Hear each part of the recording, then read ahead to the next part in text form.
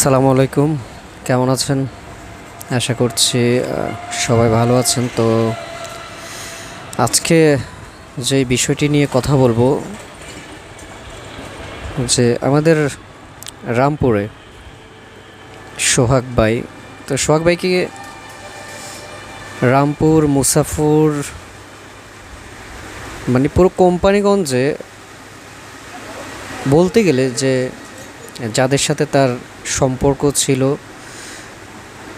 যাদের সাথে তার কথা হতো, যাদের সাথে চলাফেরা করতো, এর ভিতরে একটি মানুষ বলতে পারবে না যে এই মানুষটি খারাপ ছিল, এই মানুষটি কারো উপকার করেনি। আমার দেখা মতে যে মানে খুব কম মানুষ দেখেছি উপকারী, বিশেষ করে যে সোহাগ ভাইয়ের মতো।